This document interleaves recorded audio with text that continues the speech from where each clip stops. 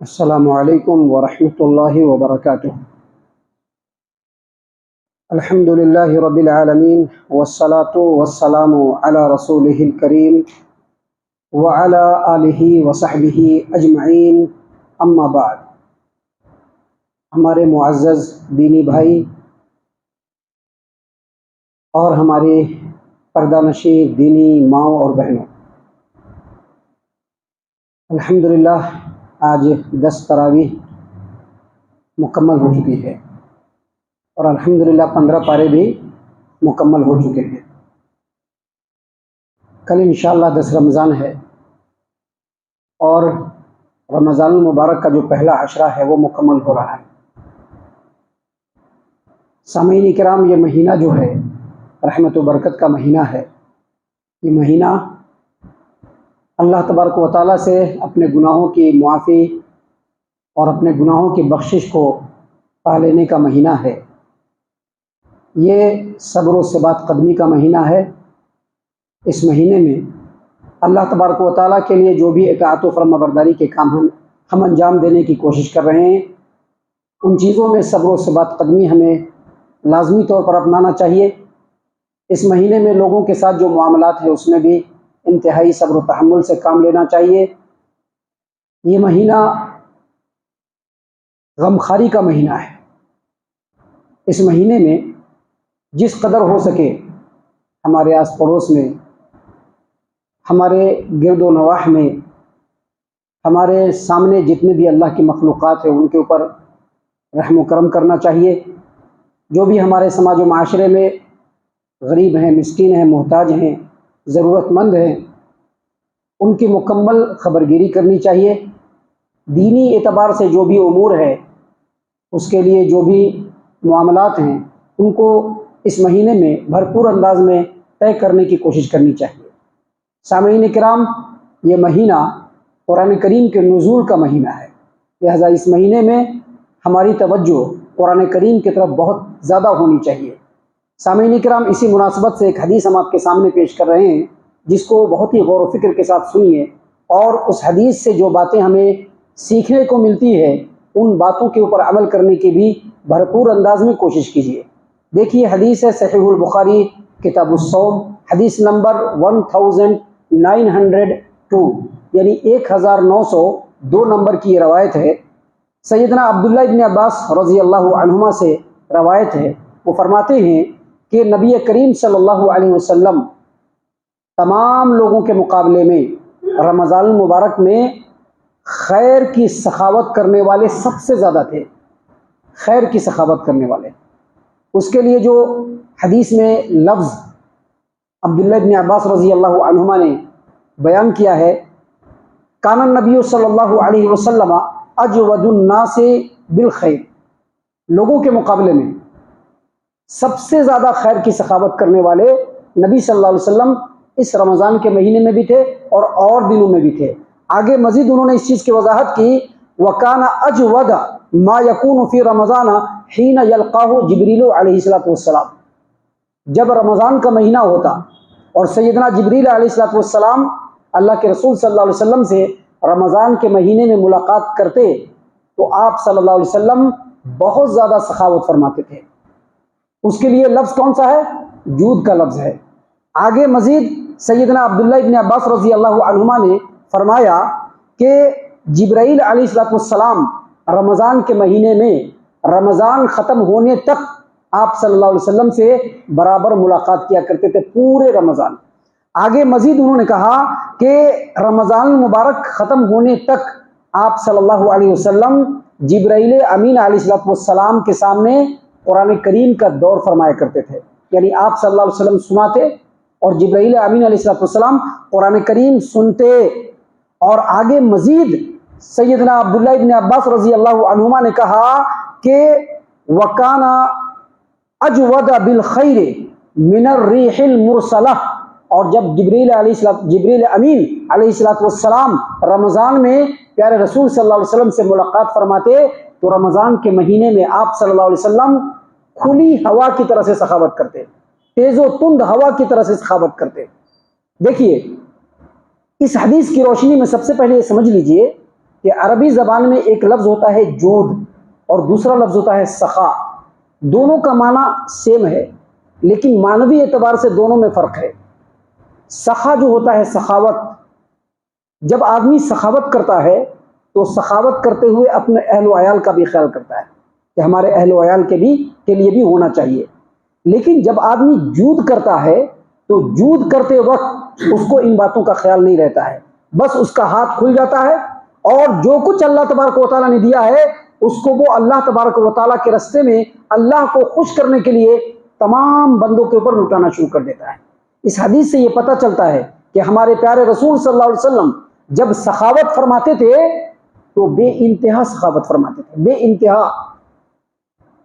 نبی صلی اللہ علیہ وسلم سے ملنے والے لوگوں نے آپ صلی اللہ علیہ وسلم کے بارے میں یہ شہادت دی کہ اگر آپ صلی اللہ علیہ وسلم کے پاس وادی بھر بکریاں ہو اور اگر کوئی نبی صلی اللہ علیہ وسلم سے مانگے تو آپ صلی اللہ علیہ وسلم بلا تأمل تمام بکریوں کو لوگوں کو دے دیتے.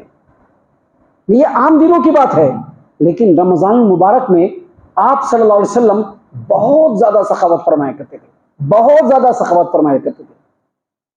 غریب ہے، مسکین ہے، مالدار ہے، محتاج ہے، جو بھی آدمی ہو نبی صلی اللہ علیہ وسلم کے سامنے آتا آپ صلی اللہ علیہ وسلم اس کے ساتھ سخاوت کرتے، بھرپور انداز میں اس کے اوپر خرچ کرتے تھے.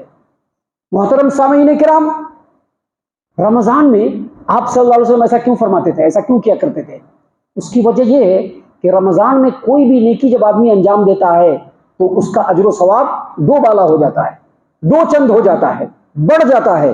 عام دنوں میں ایک نیکی کی جائے اس کا اجر و ثواب جو ہوتا ہے اس کے مقابلے میں رمضان میں جو بھی خیر و بھلائی کا کام کیا جائے تو اس کا اجر و ثواب جو ہوتا ہے وہ عام دنوں کے مقابلے میں بہت زیادہ ہوتا ہے.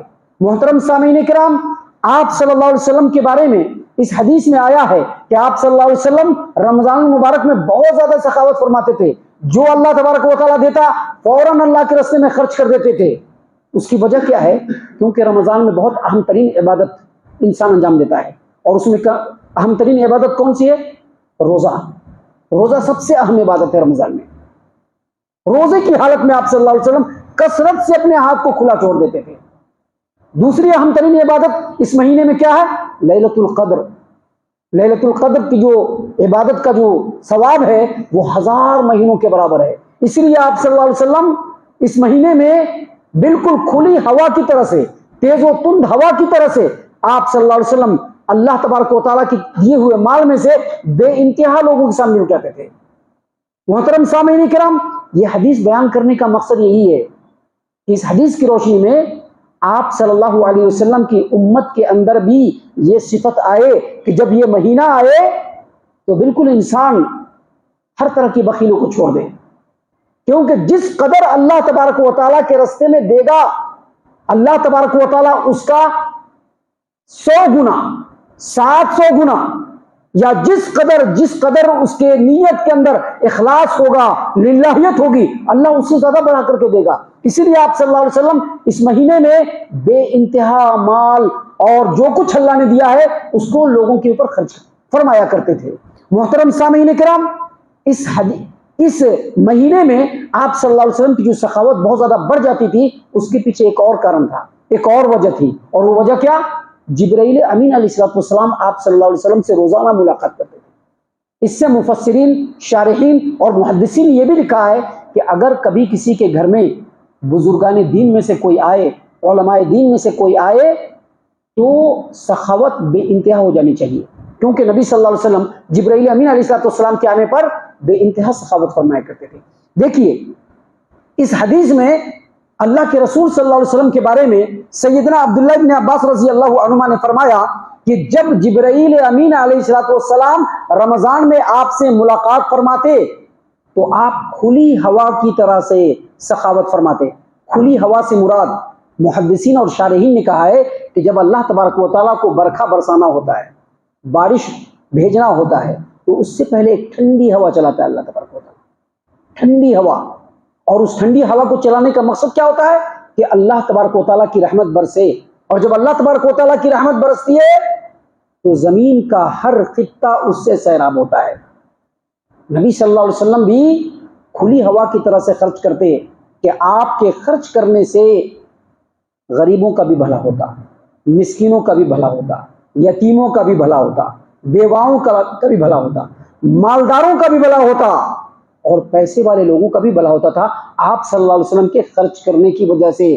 لہٰذا اس حدیث کی روشنی میں رمضان میں جو سب سے پہلا کام ہے وہ یہ کہ جو کچھ اللہ نے دیا ہے اس کو دل کھول کر کے خرچ کیجیے، کنجوسی اور بخیلی کو بالکل چھوڑ دیجیے۔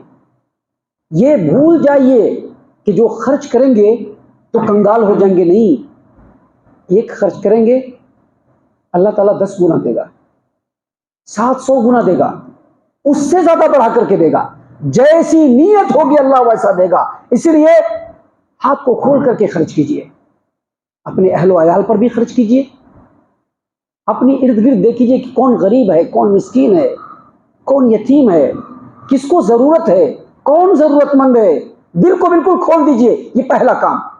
اور دوسرا کام، اللہ کے رسول صلی اللہ علیہ وسلم اس رمضان کے مہینے میں روزانہ جبرائیل امین علیہ السلام کے ساتھ قرآن کریم کا دور فرمایا کرتے تھے۔ اس سے یہ ثابت ہوتا ہے کہ رمضان میں ہمارا تعلق خصوصی طور پر قرآن کریم سے ہو جانا چاہیے۔ تراویح پڑھیے، تراویح میں قرآن کریم سنیے، درس قرآن کو لازم کر لیجیے۔ درس قرآن میں جو اللہ تبارک و تعالیٰ کے پیغامات ہمارے سامنے پہنچتے ہیں اس کو پورے اہتمام کے ساتھ سننے کی کوشش کیجیے، درس قرآن کو چھوڑ کر کے بھاگنے کی کوشش کیجیے۔ درس قرآن کا کمپلیٹ اہتمام ہونا چاہیے۔ اس کے علاوہ قرآن کریم روزانہ 1 آیت، 2 آیت، 4 آیت، 10 آیت، 1 صفحہ، جس قدر ہو روزانہ قرآن کریم کو ترجمہ اور تفسیر کے ساتھ سنیے، پڑھیے۔ یہ بالکل رمضان کے اندر لازم کر لیجیے اپنے اوپر۔ باقی تمام چیزوں کو کم کر دیجیے، کام کو کم کر دیجیے۔